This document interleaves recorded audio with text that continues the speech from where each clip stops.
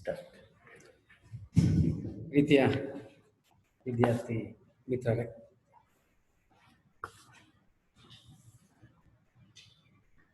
ತುಮಕೂರು ವಿಶ್ವವಿದ್ಯಾಲಯ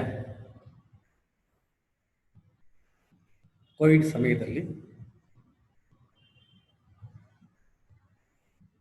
ಪರೀಕ್ಷಾ ವೇಳಾಪಟ್ಟಿಯನ್ನು ಕರಡು ಪರೀಕ್ಷಾ ವೇಳಾಪಟ್ಟಿಯನ್ನು ಈಗಾಗಲೇ ಪ್ರಕಟಣೆ ಮಾಡಿದೆ. ಆ ವೇಳಾಪಟ್ಟಿ ಪ್ರಕಾರ ಗ್ರಾಮೀಣಾಭಿವೃದ್ಧಿಯ ಪರೀಕ್ಷೆ ಒಂದು 7th ಪೇಪರ್ 14 ಇದೆ, 8th ಪೇಪರು 16 ಇದೆ. ಈಗ ಇಲ್ಲಿ ತನಕ ನೀವು ಪರೀಕ್ಷೆ ಆಗುತ್ತೋ ಇಲ್ವೋ, ಪರೀಕ್ಷೆ ಆಗುತ್ತೋ ಎಂಬ ಒಂದು ಜಂಜಾಟದಲ್ಲಿದ್ದರೆ ಈಗಾಗಲೇ ಪರೀಕ್ಷೆಗಳು ಪ್ರಕಟವಾಗಿವೆ. ನೀವು ಮಾಡಬೇಕಾದಂತಹ ಕೆಲಸ ಇರುವಂತಹ ಮಾಹಿತಿ ಇದೆ. ಪಠ್ಯಕ್ಕನುಸಾರವಾಗಿ ನಿಮಗೆ ಎಲ್ಲ ರೀತಿಯಂತಹ ಟಿಪ್ಪಣಿಗಳನ್ನು ನಾವು ವಿತರಣೆ ಮಾಡಿದ್ವಿ. ಆದರೂ ಸಹ ವಿದ್ಯಾರ್ಥಿಗಳ ಒಂದು ಪರೀಕ್ಷಾಯುಕ್ತ ದೃಷ್ಟಿಯಿಂದ ಇವತ್ತು ನಾನು ಬಹಳ ಮುಖ್ಯವಾಗಿರುವಂತಹ ವಿಷಯದ ಬಗ್ಗೆ ಒಂದು 30 ನಿಮಿಷಗಳ ಕಾಲ ಆ ವಿಷಯದ ಬಗ್ಗೆ ಕೆಲವು ಮಾಹಿತಿಯನ್ನು ಕೊಡೋದಕ್ಕೆ ಇಷ್ಟಪಡ್ತೀನಿ.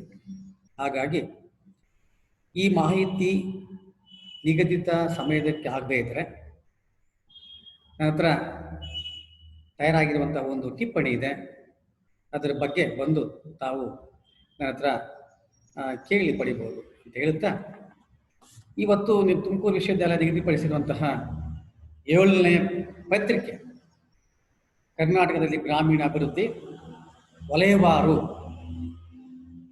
ಮೂಲಭೂತ ಕ್ಷೇತ್ರಗಳು ಅಂತ ಹೇಳ್ತೀವಿ. Rural development Karnataka, sectoral infrastructure analysis ಅಂತ ಹೇಳ್ತೀವಿ. ಅದರಲ್ಲಿ ಬಹಳ ಮುಖ್ಯವಾದಂದರೆ ಪಬ್ಲಿಕ್ ಡಿಸ್ಟ್ರಿಬ್ಯೂಷನ್ ಸಿಸ್ಟಮ್ ಅಂತ ಹೇಳ್ತೀವಿ, ಕನ್ನಡದಲ್ಲಿ ಸಾರ್ವಜನಿಕ ವಿತರಣಾ ವ್ಯವಸ್ಥೆ, ಶಾರ್ಟಲ್ಲಿ PDS ಅಂತ ಹೇಳ್ತೀವಿ. ಏನಿದು ಸಾರ್ವಜನಿಕ ವಿತರಣಾ ವ್ಯವಸ್ಥೆ ಅಂದರೆ ಏನು? ಇದರ ಪರಿಕಲ್ಪನೆ ಯಾವಾಗ ನಾಗರಿಕ ಸಮಾಜದಲ್ಲಿ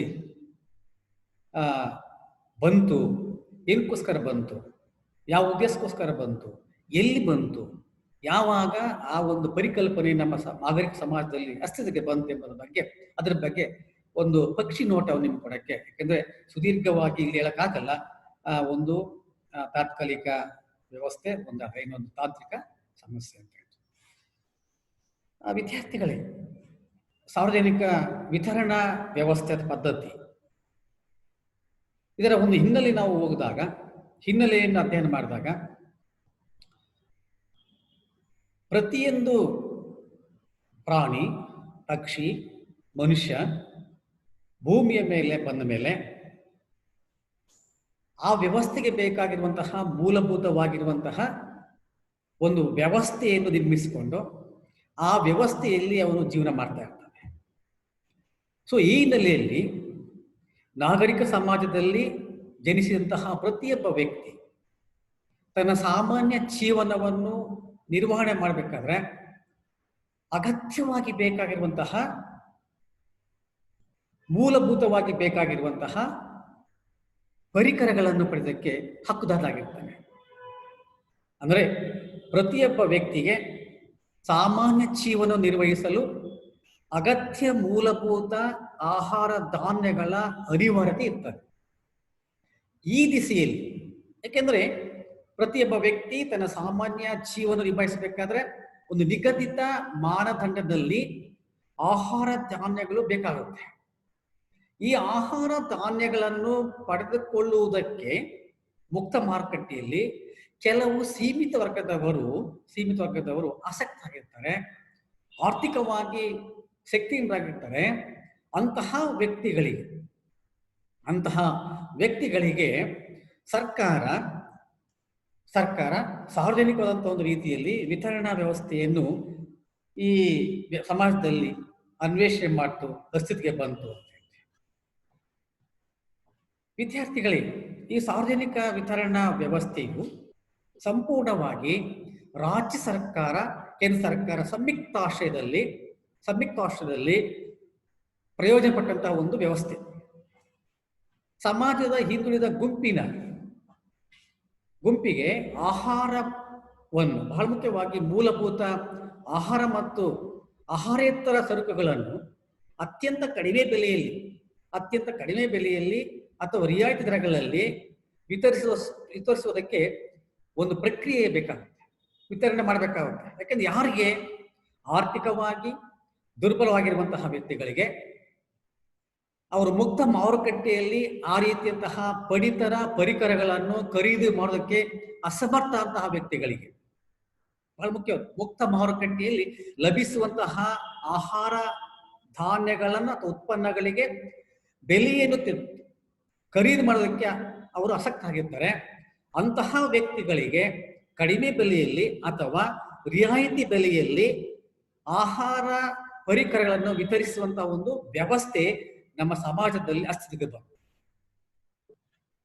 ಈ ಆರ್ಥಿಕವಾಗಿ ಇದ್ದಂತಹ ವ್ಯಕ್ತಿಗಳಿಗೆ ಅವರ ಸಾಮಾನ್ಯ ಜೀವನವನ್ನು ನಿಭಾಯಿಸುವಂತಹ ಒಂದು ವ್ಯವಸ್ಥೆಗೆ ಅನುಕೂಲವಾಗುವಂತಹ ದೃಷ್ಟಿಯಿಂದ ರಾಜ್ಯ ಮತ್ತು ಕೇಂದ್ರ ಸರ್ಕಾರ ಸಂಯುಕ್ತವಾಗಿ ಈ ಒಂದು ವ್ಯವಸ್ಥೆಯನ್ನು ಜಾರಿಗೆ ಬಂದಿದೆ ಅಂತ ಹೇಳ್ತೀವಿ.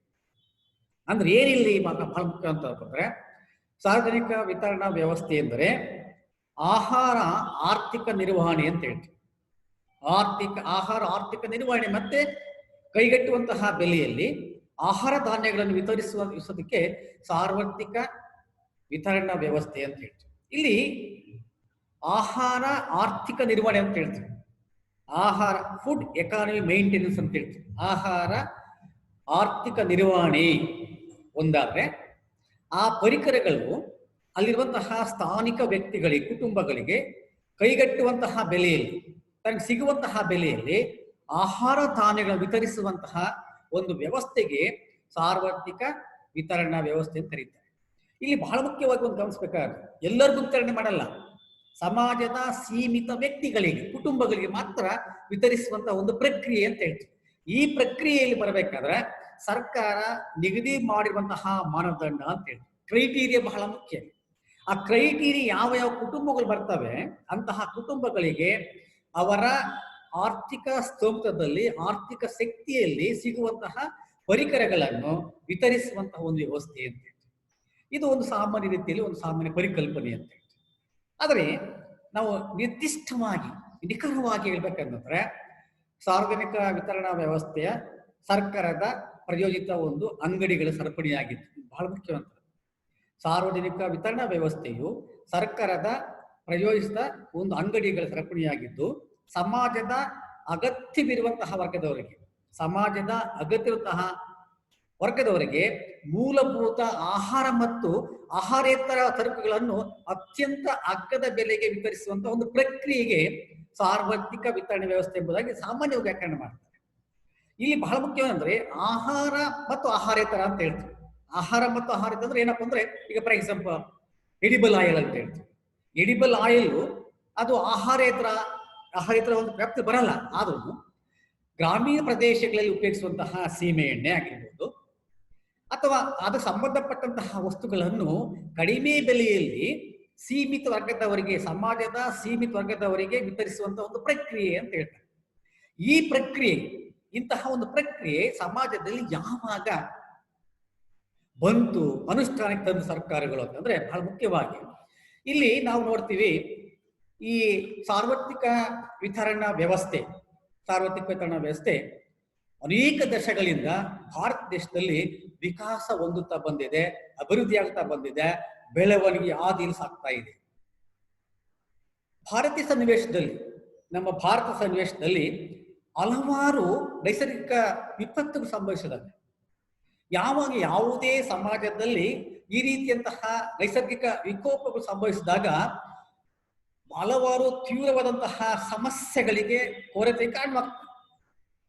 ಯಾವುದೇ ಸಮಾಜದಲ್ಲಿ ಈ ರೀತಿಯಂತಹ ವಿಕೋಪಗಳು ಸಂಭವಿಸಿದಾಗ ಆ ಒಂದು ಪರಿಸ್ಥಿತಿ ಹಲವಾರು ಮೂಲಭೂತ ಅಗತ್ಯಗಳಿಗೆ ಕೊರತೆ ಉಂಟಾಗುತ್ತೆ ಅಂತ ಹೇಳಿ ಕಾರಣವಾಗ್ತದೆ. ಅಂತಹ ಸಮಯದಲ್ಲಿ ಈ ರೀತಿಯಂತಹ ಸಂಕಷ್ಟಕ್ಕೆ ಅಥವಾ ವಿಕೋಪಕ್ಕೆ ತುತ್ತಾದ ಸಂದರ್ಭದಲ್ಲಿ ಅಂತಹ ಸಂತ್ರಸ್ತರಿಗೆ ನೆರವು ನೀಡಲು ಭಾರತ ಸರ್ಕಾರ ಹಲವಾರು ಕಾರ್ಯಕ್ರಮಗಳ ರೂಪಿಸಿ ಅನುಷ್ಠಾನಕ್ಕೆ ತಂದಿದೆ ಅಂತ ಹೇಳ್ತೀವಿ. ಈ ನಿಟ್ಟಿನಲ್ಲಿ ಈ ಸಾರ್ವಜನಿಕ ವಿತರಣಾ ವ್ಯವಸ್ಥೆ ಪಬ್ಲಿಕ್ ಡಿಸ್ಟ್ರಿಬ್ಯೂಷನ್ ಸಿಸ್ಟಮ್ ಯಾವಾಗ ತನ್ನ ಜನ್ಮವನ್ನು ಪಡ್ಕೊಂತು, ಯಾವಾಗ ನಾಗರಿಕ ಸಮಾಜದಲ್ಲಿ ಅಸ್ತಿತ್ವಕ್ಕೆ ಬಂತು ಅಂತ ನಾವು ಅವಲೋಕನೆ ಮಾಡಿದಾಗ ಅಥವಾ ವಿಮರ್ಶೆ ಮಾಡಿದಾಗ ಅಥವಾ ನೋಡಿದಾಗ ನಮಗೆ ಹಲವಾರು ನಿರ್ದಿಷ್ಟವಾಗಿರುವಂತಹ ಮಾಹಿತಿ ಲಭಿಸುತ್ತವೆ ಅಂತ. ನಿಮ್ಗೆಲ್ಲ ಗೊತ್ತಿದೆ, ಪ್ರಪಂಚ 2 ಭೀಕರವಾಗಿರುವಂತಹ ಮಹಾಯುದ್ಧವನ್ನು ಕಂಡಿದೆ. ಮೊದಲನೇ ಮಹಾಯುದ್ಧ 1914ರಿಂದ 18ವರೆಗೂ ನಡೆಯಿತು. ಅಲ್ಲಿಗೆ ಡಿಫಿನೇಷನ್ ಬಂತು, ಆ ಯುದ್ಧಕ್ಕೆ ಏನು ಬ್ರೇಕ್ ಆಯಿತು ಅಂತ ಹೇಳ್ತೀವಿ. ಅದಾದ ಮೇಲೆ ಆ ಲೀಗ್ ಆಫ್ ನೇಷನ್ ಯಶಸ್ವಿ ಆದ ತರುವಾಯ ವಿಫಲವಾಗುತ್ತೆ, 2ನೇ ಮಹಾಯುದ್ಧಕ್ಕೆ ನಾಂದಿ ಆಗುತ್ತೆ ಅಥವಾ ಕಾರಣವಾಗುತ್ತೆ ಅಂತ.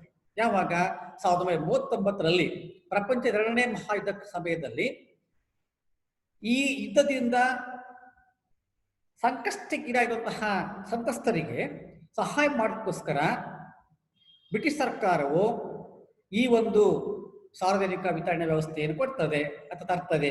ಆ ಒಂದು ಜವಾಬ್ದಾರಿಯನ್ನು ಆಗಿನ ಸಮಯದಲ್ಲಿ ಖಾಸಗಿಯ ವಲಯದವರು ಕೊಡ್ತಾರೆ. ನೋಡಿ, ಇದೇ ಈಗಿನ ಪರಿಸ್ಥಿತಿಗೂ ಮತ್ತೆ ಹಿಂದಿನ ಪರಿಸ್ಥಿತಿ ವ್ಯತ್ಯಾಸ ಅಂತ ಹೇಳಿ. ಏನು 1939ನಲ್ಲಿ ಅಂದ್ರೆ at the time of second world war ಯಾರ್ಯಾರು ಈ ಒಂದು ಯುದ್ಧದಿಂದ ಸಂಕಷ್ಟಕ್ಕೆ ಈಡಾಗುವಂತಹ ಸಂತ್ರಸ್ತರಿಗೆ ಆಹಾರ ಧಾನ್ಯ ವಿತರಿಸುವಂತಹ ಜವಾಬ್ದಾರಿಯನ್ನು ಖಾಸಗಿ ವಲಯಕ್ಕೆ ಕೊಡ್ತದೆ. ಆ ಖಾಸಗಿ ವಲಯದವರು ಯಾವ ರೀತಿಯಂತಹ ರಿಯಾಯಿತಿಯನ್ನು ಕೊಡೋದನ್ನೇ ಆಹಾರ ಧಾನ್ಯ ವಿತರಣೆ ಮಾಡ್ತಾರೆ. ಇದೊಂದು ಕಡೆ. ಆದರೆ ಭಾರತ ದೇಶದಲ್ಲಿ 1943ರಲ್ಲಿ ಅಂದ್ರೆ 1943ರಲ್ಲಿ ಬಂಗಾಳದ ಒಂದು ಭೀಕರ ಬರಗಾಲ ನಮ್ಮಲ್ಲಿ ಉದ್ಭವಿಸ್ತಾರೆ. ಆ ಬರಗಾಲದಿಂದ ಆದಂತಹ ನಕಾರಾತ್ಮಕ ವ್ಯವಸ್ಥೆಗೋಸ್ಕರ ಈ ಒಂದು ವ್ಯವಸ್ಥೆಯನ್ನು, ಯಾವ ವ್ಯವಸ್ಥೆಯನ್ನು, ಸಾರ್ವತ್ರಿಕ ವಿತರಣಾ ವ್ಯವಸ್ಥೆಯನ್ನು ಅಥವಾ ಸಾರ್ವಜನಿಕ ವಿತರಣಾ ವ್ಯವಸ್ಥೆಯನ್ನು ಹಲವಾರು ಪಟ್ಟಣಗಳಿಗೆ, ನಗರಗಳಿಗೆ ವಿತರಿಸುವಂತಹ ಒಂದು ವ್ಯವಸ್ಥೆಯನ್ನು ಆ ಬರಗಾಲ ಆದ ಮೇಲೆ ಪ್ರಾರಂಭ ಆಯಿತು. ವಿದ್ಯಾರ್ಥಿಗಳಿಗೆ ಇದು ಇಲ್ಲಿವರೆಗೂ ಮಾಡಿದಂತಹ ಒಂದು ವಿತರಣೆ ಸಂಪೂರ್ಣವಾಗಿ ಬೇರೆ ದೇಶಗಳಿಂದ ಆಮದು ಮಾಡಿಕೊಂಡಂತಹ ಆಹಾರ ಪದಾರ್ಥಗಳನ್ನು ಮಾತ್ರ ವಿತರಣೆ ಮಾಡ್ತಾ ಇದ್ರು. ಯಾಕೆ ವಿತರಣೆ ಮಾಡ್ತಾ ಇದ್ರ ಕಾರಣ ಇದೆ. 1960ರ ಮುಂಚೆ ಭಾರತ ದೇಶದಲ್ಲಿ ಸಾಕಷ್ಟು ಆಹಾರ ಉತ್ಪನ್ನ ಉತ್ಪತ್ತಿ ಮಾಡುವಂತಹ ಸಾಮರ್ಥ್ಯ ಹೊಂದಿರಲಿಲ್ಲ. ಕೃಷಿ ಉತ್ಪಾದನೆ ನಿರೀಕ್ಷಿತ ಮಟ್ಟದಲ್ಲಿ ಆಗ್ತಾ ಇರಲಿಲ್ಲ. ಸೊ ಆ ಒಂದು ಹಿನ್ನೆಲೆಗೋಸ್ಕರ ಅಪ್ ಟು 1960ವರೆಗೂ 1960ರವರೆಗೂ ಸಹ ಈ ವಿತರಣಾ ವ್ಯವಸ್ಥೆ ಸಂಪೂರ್ಣವಾಗಿ ಆಮದಿನ ವ್ಯವಸ್ಥೆ ಮೇಲೆ ಅವಲಂಬಿತವಾಗಿತ್ತು.